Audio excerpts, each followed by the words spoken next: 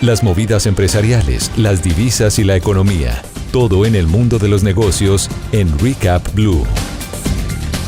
Bienvenidos, vamos a hacerle un recap a los negocios Blue. Recuerden, este es el espacio con las noticias económicas de Data FX dentro de Blue Radio, siempre invitándolos a que nos sigan a través de nuestras redes sociales. Nos ubican como @DataFX. Esta noche estaremos hablando de la noticia económica más importante en el mundo, decisiones de la Reserva Federal de los Estados Unidos sobre tasas de interés. Tenemos información sobre comercio exterior, sobre el sector energético y datos muy interesantes, movidas alrededor de los licores en nuestro país. Bienvenidos. En Recap, indicadores económicos. Pero como siempre, arrancamos con las cifras económicas más importantes del día. Indicadores de este miércoles 19 de marzo con Dari Belandia. Víctor, la carga de café subió y se comprará mañana en promedio a 3.111.000 pesos. El petróleo europeo tipo Brent subió y se ubicó en $70,78 y el estadounidense WTI también subió y se ubicó en $67,16 por barril. La tasa representativa del mercado que regirá mañana subió a 4.143 pesos con 14 centavos y el Bitcoin subió 4,8% y se ubicó en $86.385. En Recap, resumen de noticias económicas. Como les decía, arrancamos con la noticia económica más importante en el mundo. La decisión de la Reserva Federal de los Estados Unidos de mantener estables sus tasas de interés. ¿Por qué adopta esta nueva medida? Dari.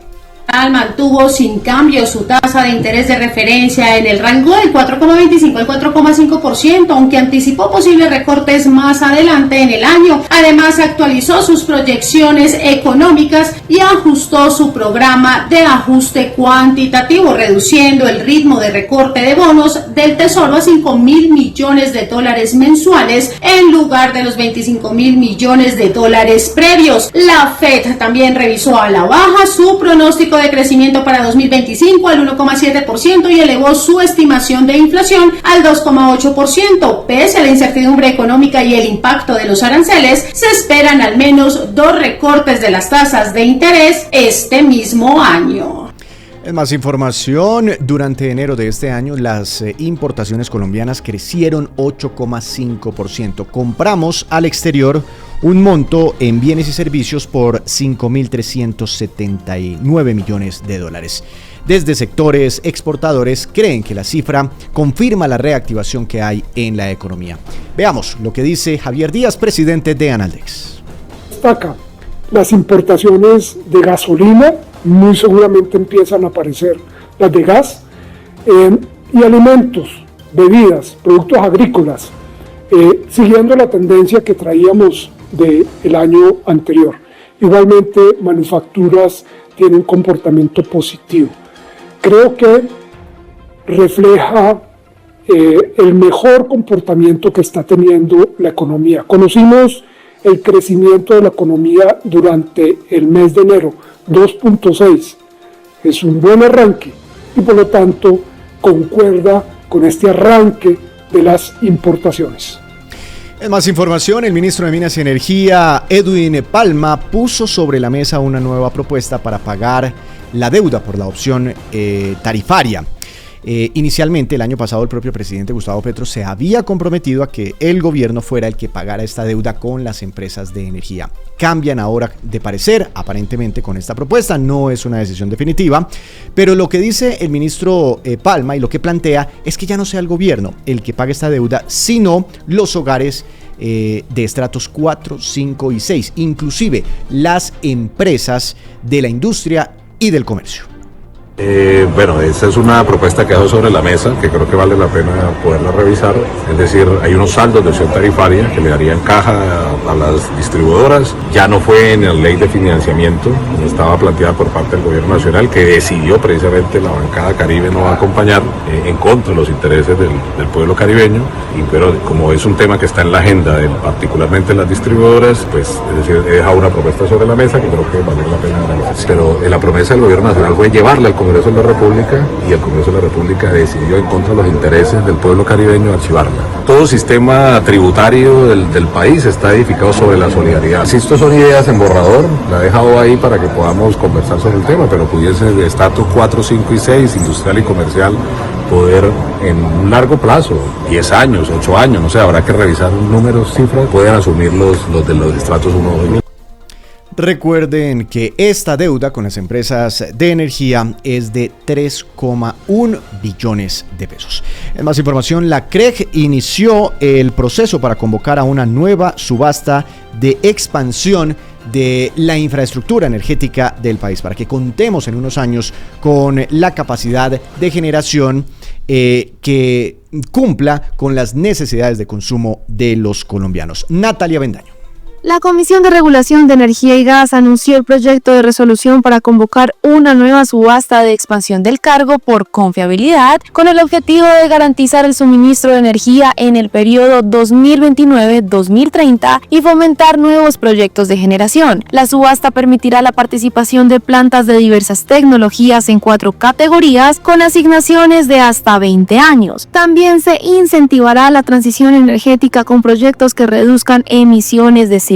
Además, se eliminará el requisito de capacidad de transporte asignada y se permitirá la entrega anticipada de proyectos al sistema de interconexión nacional.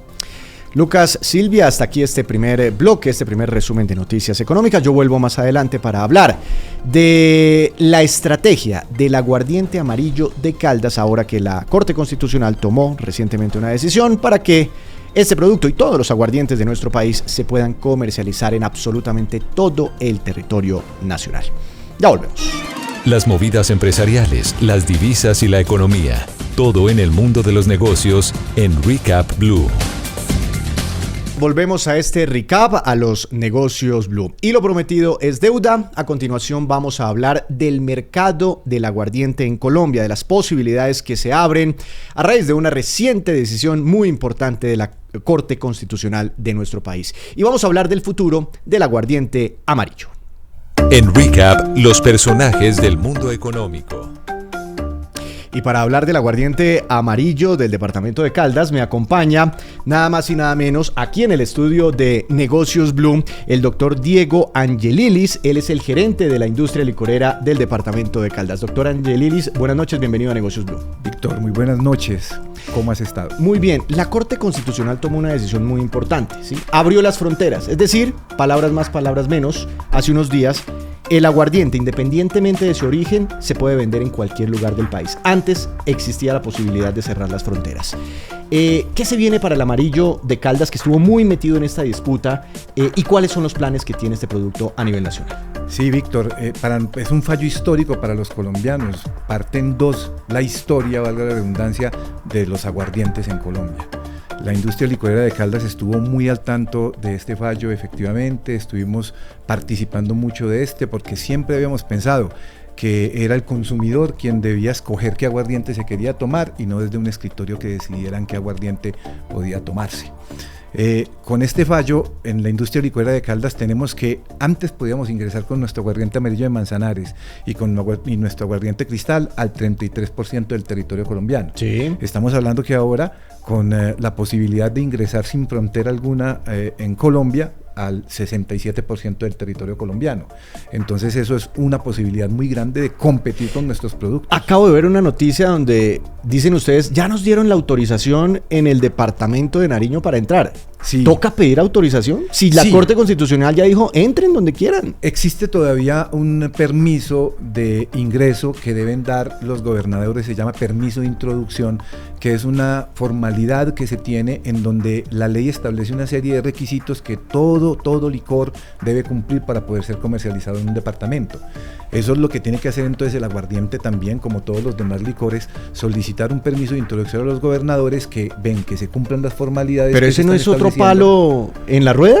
Pues digamos que podría hacerlo en algún momento si comienzan a poner alguna traba con respecto a la documentación que se exige, pero por regla general no debería ser así, porque los documentos están muy claros establecidos dentro de la ley y si se cumplen con ellos y además que venimos. Es decir, si ustedes ya pueden vender en el departamento de Caldas, pues no tendrían por qué ser restringidos para vender el mismo producto con la misma calidad, con las mismas cumplimiento de normas en cualquier lugar del país. Perfecto, así debería ser. O además, por ejemplo, nosotros vendemos rones en todo el país. Claro. Nuestros productos o nuestros cócteles. E igual solicitamos introducción para esos productos y ya nos dieron esos permisos de introducción.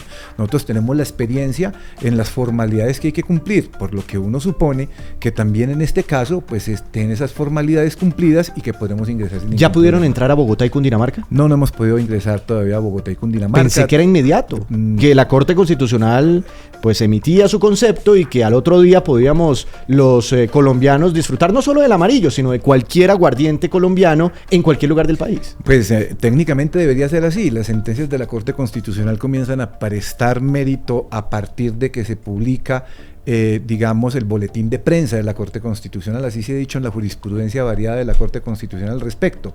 Pero pues en estos temas de interpretación algunos dicen otras Estamos cosas. en Colombia, país de abogados.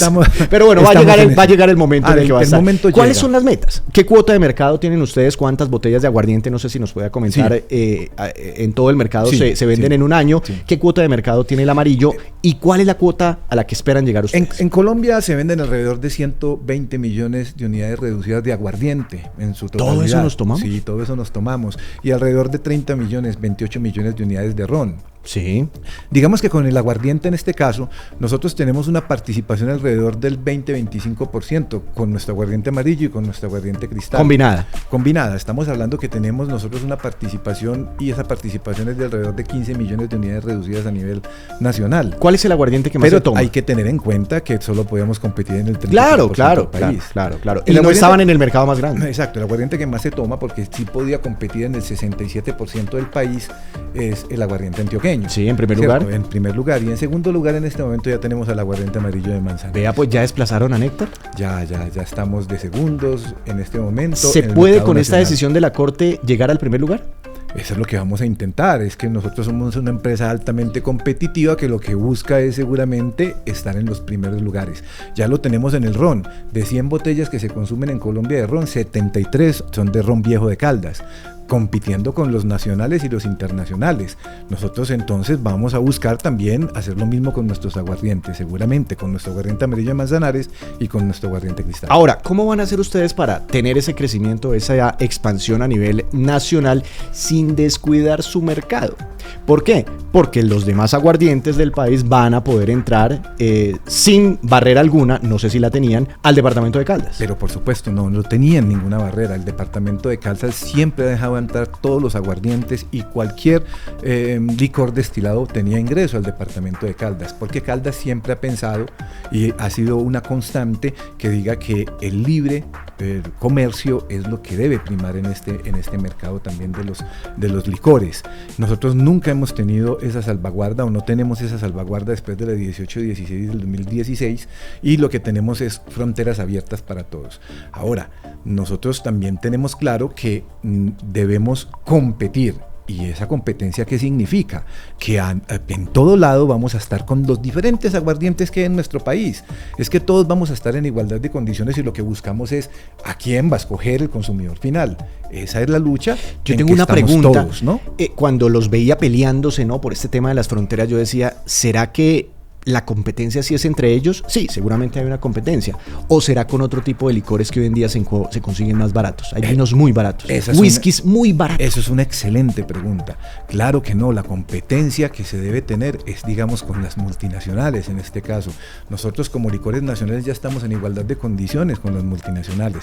Debemos entrar a competir con ellas que tienen todo un andamiaje gigantesco detrás. Estamos hablando que en el mundo existen 3 grandes multinacionales de licores, las cuales tienen presencia también en nuestro país y que seguramente pues van a también a entrar a este mercado de los aguardientes. Todos vamos a poder competir, pero aquí lo que deberíamos estar haciendo en nuestro país, Víctor, es haciendo lo que se hizo en un momento determinado en México. Mira lo que sucedió con los tequilas. Todos los productores de tequila en México se pusieron de acuerdo entre ellos y lo que hicieron fue una denominación de origen. Sí. Y hoy México impulsa el tequila y pues el tequila es el trago destilado más importante en este momento que hay en los Estados Unidos. Y uno escucha a México inmediatamente lo asocia con un tequila. Por supuesto, y nosotros también. El aguardiente es nuestro licor nacional. Sí. Es nuestra insignia. ¿Por qué no nos podemos unir todos en torno a tratar de impulsar ese aguardiente a nivel internacional? Y competir con los demás. Una pregunta muy rápida y ya final. ¿Me recuerda cuántas botellas producen hoy de amarillo y cuántas esperan producir? Y si en medio de ese crecimiento ustedes esperan hacer algunas contrataciones, aumentos en capacidad instalada y demás? Pero por supuesto, nosotros lo que habíamos previsto es la posibilidad de que la salvaguarda cayera y hemos preparado la fábrica para eso, no solamente desde el punto de vista tecnológico, sino desde el punto de vista del abastecimiento. Nosotros teníamos planeado, o el año anterior fabricamos alrededor de 15-16 millones de unidades de aguardiente amarillo y pues este año vamos a entrar al 67% del país. Pues el crecimiento es más o menos dentro de esos márgenes y lo que uno pensaría es que si produjo 15, pues esta vez deberíamos estar alrededor de 20-25. Bueno, quedo pendiente del dato de cuándo lleguen a Bogotá, cuándo les autoricen entrar a Bogotá y a Cundinamarca. Sí, hay que preguntarle al gobernador. Que se lo tengo que preguntar a él. Claro, ¿cuándo vamos a poder ingresar? Doctor Angelilis, muchas gracias y estaremos muy pendientes no solo de ustedes, sino de cómo se mueve, porque sí habrá sin duda un remesor en la industria de los licores de nuestro país. Muchas gracias por estos minutos. Muchas gracias a ti, Víctor. Esto es para el bien seguramente, no solo del aguardiente, sino de los colombianos que van a tener la posibilidad de consumir aquí. Y gracias por venir desde Manizales aquí a Bogotá a los estudios de Blue Radio. Para nosotros es un placer y gracias a ti por atender.